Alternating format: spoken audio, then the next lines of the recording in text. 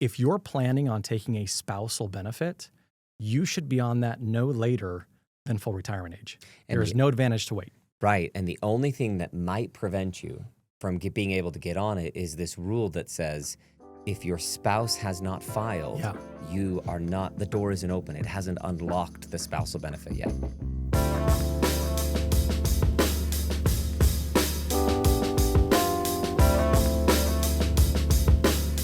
Welcome to Zacc Call Money Education here on YouTube. We are in the middle of the Social Security season. This is episode 3, and it is all about spousal strategies. We're going to split up spousal strategies away from divorced, survivor, other pre-marriage issues. So hopefully as relationships obviously vary in dramatic form in many different ways across the country, we're going to talk about the most simple today. You need to understand the core Social Security spousal strategies today, and then the next episode we'll really get into the way real life is for a lot of people with a lot of variability.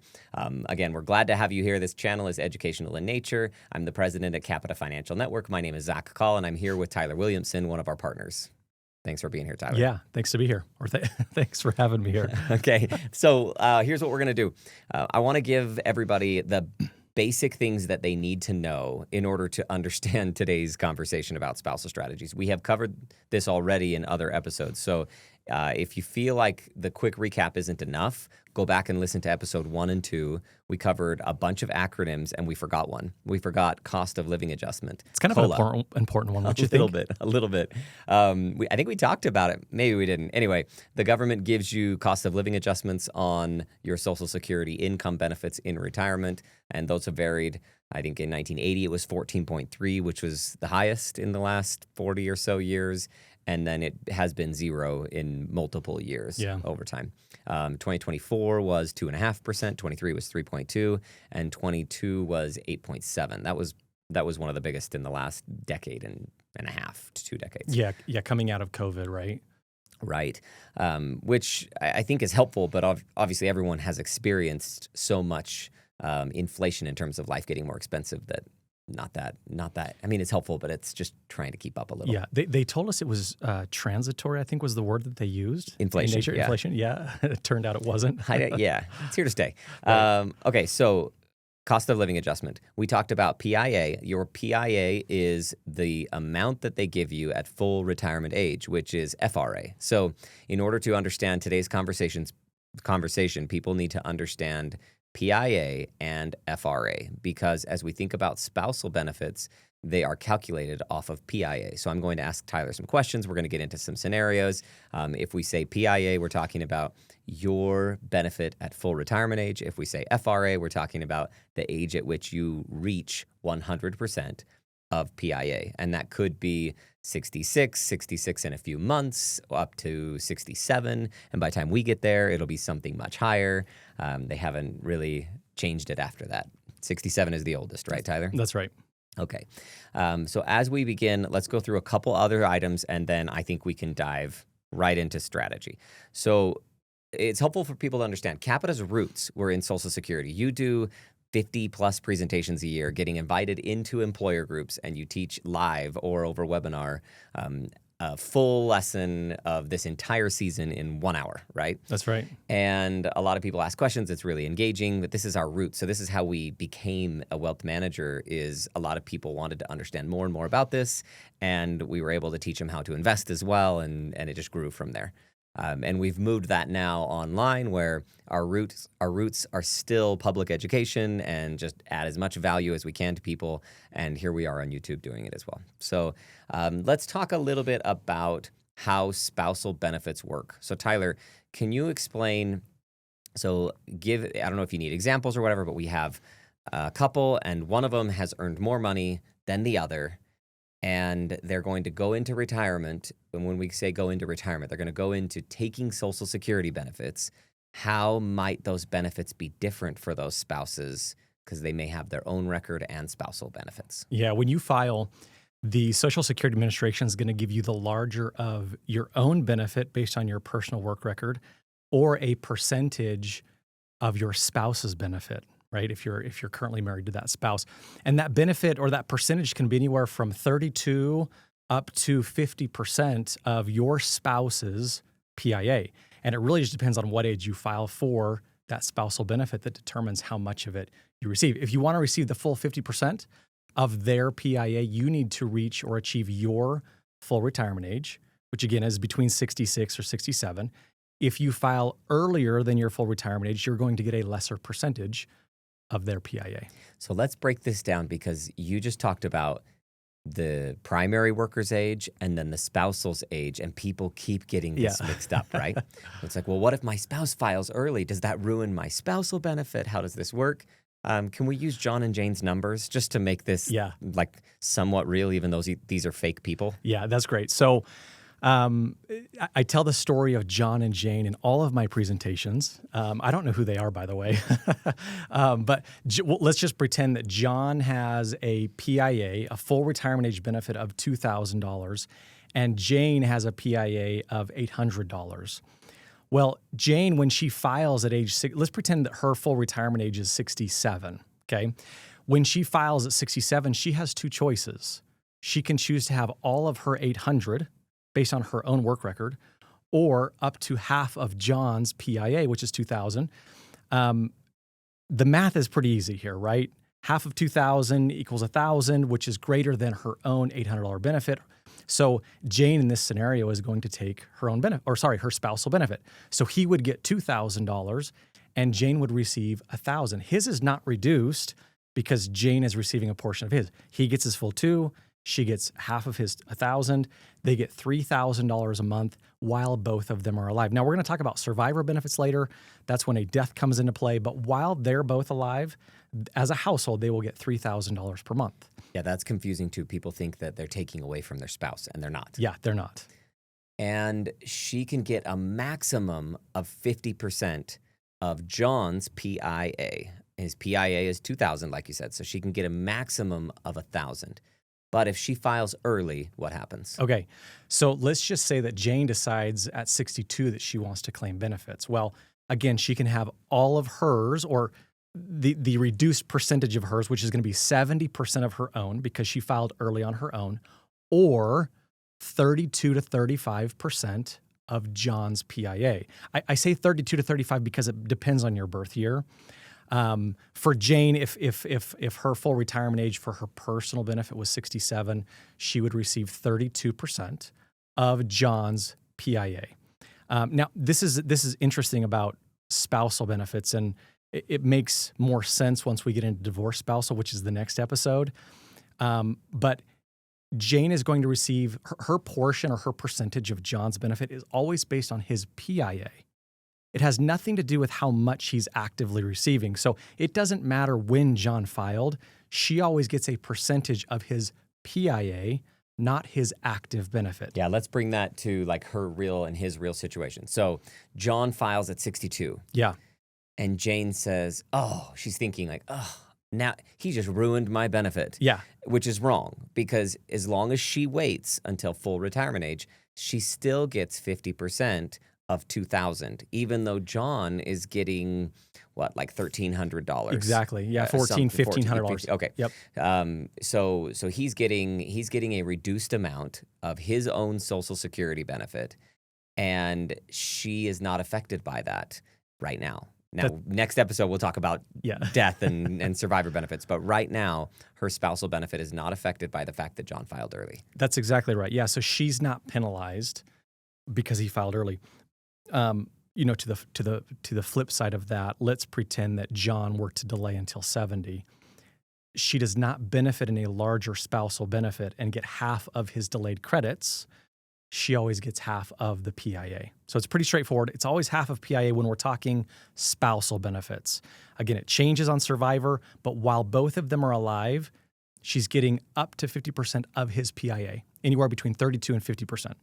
Okay, so and I just want to hint a little bit at survivor benefits because it affects spousal strategies.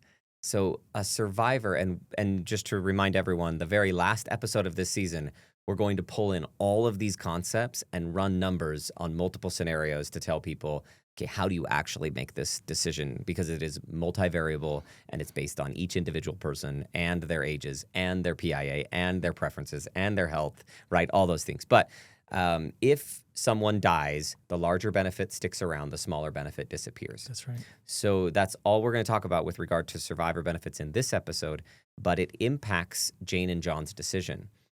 Because of that, we know that Jane's benefit will disappear. If John dies, Jane's benefit's gone because she's going to take John's. If Jane dies, Jane's benefit's gone because John's going to stay on his own. Because hers is the lesser of the two. Hers is the lesser. Yeah. So either way, Jane's benefit is going away if one person passes away. So from a strategic standpoint, we typically look at the smaller of the two benefits as this is one that should be used as much as possible, sometimes as early as possible, because it just takes one person passing away for it to disappear. That's right. Something to be thinking about as you do spousal benefits. So some people might say, I don't want to take a cut from 50% of John's PIA down to 32.5 or something like that based on age. But then again, you realize but to get the 50%, you have to wait a while. And what if one of you has poor health and it doesn't work out? And so there's math we can run, and we'll talk about that later. What else would you add with just standard spousal benefits and how to think about and understand what people are eligible for? Yeah. Well, to your point,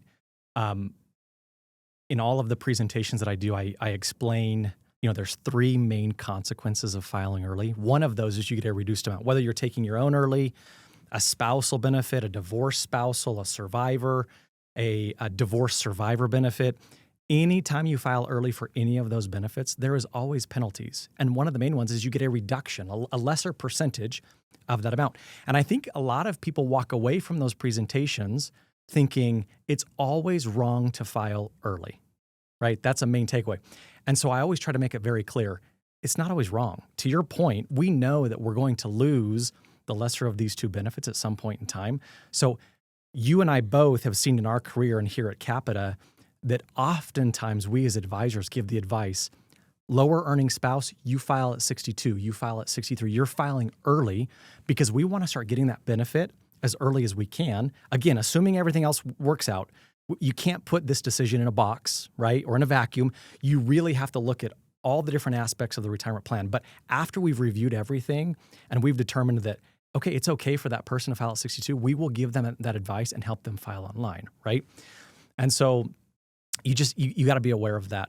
I'm thinking of a couple stories here, and maybe we're going to get to this, but I was doing this presentation, and this will just illustrate a way that this spousal benefit works. But I was doing this presentation at one of the local universities, and afterwards, I had a lady come up and chat with me, and she had this big grin on her face. And she said, "You just solved the greatest marital dispute of all time." And I knew exactly where she was going. This is a woman who never worked out. Well, sorry, she did work outside the home, but she'd only worked for about 8 years, right? So to be eligible for a benefit, you and I know that you have to have paid in for at least a decade. She'd only paid in for about 8 years, so she was 2 years short of being eligible for her own personal Social Security benefit. And her husband's at home thinking, we got to get you back into the workforce, have 2 more years of income, pay Social Security taxes on 2 more years worth of income so that you become eligible for Social Security. Well, what she learned is that no matter what her PIA is, she's entitled to up to half of his benefit, right? So as it stood, she had a 0 PIA. She didn't pay in for 10 years. But she knew that her husband's benefit was north of $3,000 a month, or that's what it would have been or will be when he achieves full retirement age. And so that she knew that she was entitled to $1,500 per month just based on the fact that they're married, right? 50% of his benefit when she's full retirement age, she's entitled to that because she's married to him. So I'm sure she went home that night, told her husband, I don't have to go back to work. Right, and I'm sure I. And the best part is that depending on how long they've married, they might not even need to be married anymore for that to work out for, right? You're jumping ahead here, I know, but that's right. But okay, so then in this case, she has 2 more years to get her own benefit. The problem is, and we covered this in a previous episode, is that they use 35 years of earnings history to determine how big your benefit should be. So even if she gets to 10, she still has 25 years of zeros being thrown into the PIA calculation. That's right. So her own PIA, it might work out. They give you a lot of, let's call it bang for your buck on the lower income than they do on higher income individuals. But the bottom line is, it might be really hard for her own PIA to get above $1,500, which is half of his $3,000. So even if she does work for those years, she might not actually surpass the spousal benefit anyway. That's exactly right. Yeah, I'm thinking, had she gone back to work for 2 more years, and I don't know what her income earning potential is, but if I were to guess, having 10 years of earnings and 25 years of zeros, right, she's probably going to have maybe an $800 monthly benefit, $500 to $800, somewhere in that range. And so his or her spousal benefit based on his work record would be more. Got it. Okay. So you made her day, not necessarily his. That's fine. right. Okay. Spousal benefits are a little different than your own benefit because you've got this age range between 62 and 70. This is like the core age range for all Social Security decisions. I say all, but it's almost all, right? Yeah. We'll talk about others that happen before or after that later. But for your own benefit, 62 to 70. And you get these increases on your own benefit the whole length of that time period, from 62 all the way up to 70. But that's not how it works for spousal benefits. Can you explain the difference of like how it increases up to full retirement age versus the rest? Yeah. On your own benefit, to your point, you're getting increases to your PIA essentially. And at full retirement age, you get 100% of that. Past that, you get delayed credits. So every year beyond the age of full retirement age, you get 8% delayed credits.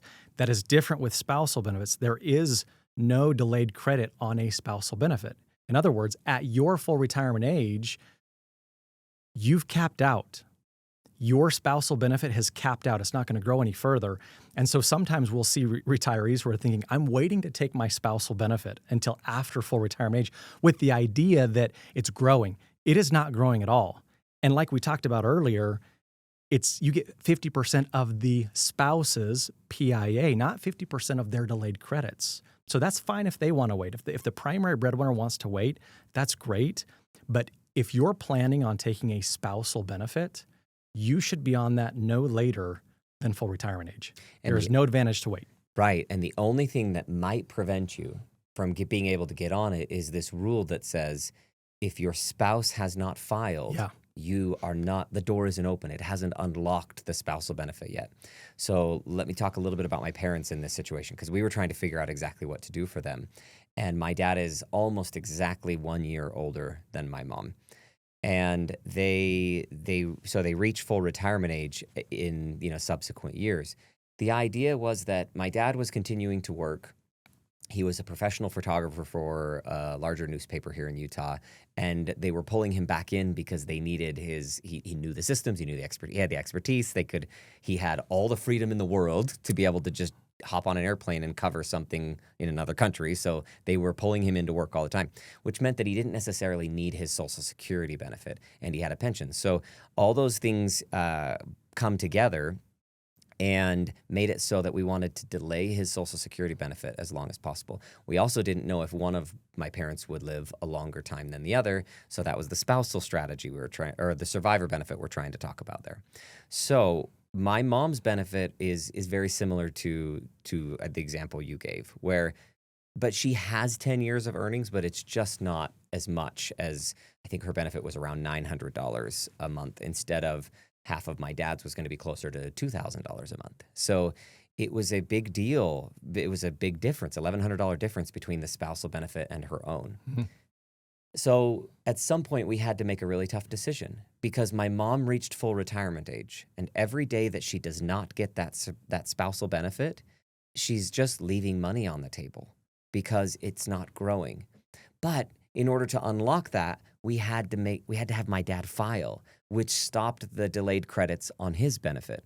So we had to run the analysis, and it just made it harder and harder for his 8% increases to make up the fact that my mom wasn't getting that large extra spousal benefit. So it made sense for them. Eventually, we ran the break evens, which we'll talk about in the last episode.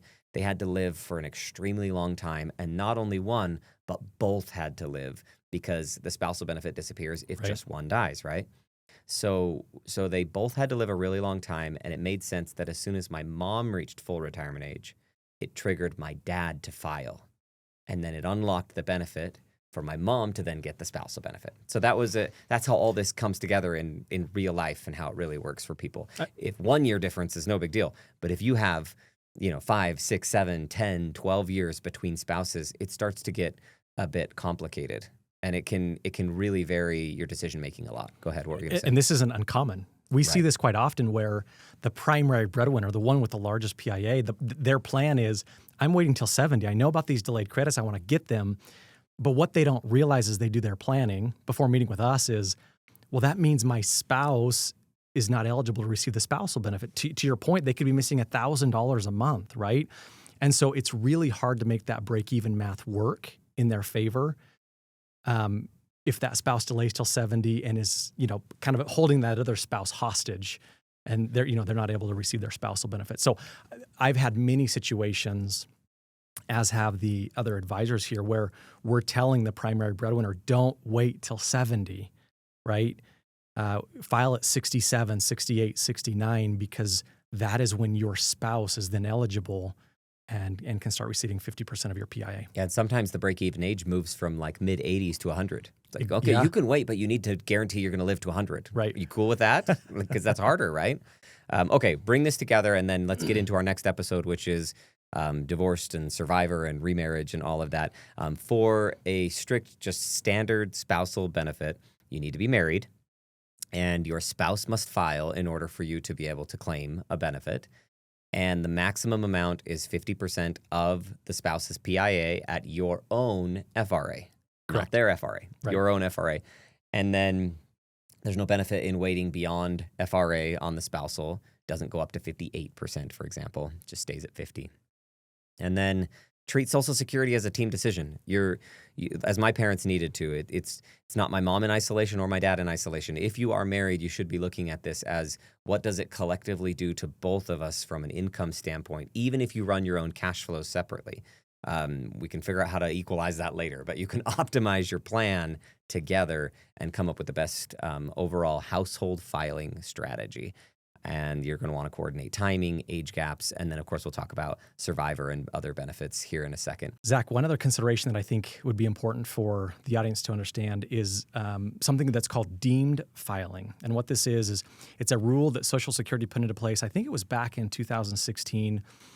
Before that, what you could do is you could claim there was a strategy called restricted spousal application, where you could restrict your own Social Security benefit to then claim a spousal benefit. And we taught this strategy all the time that would allow people to claim a spousal benefit while delaying their own Social Security benefit until 70 and getting those 8% delayed credits.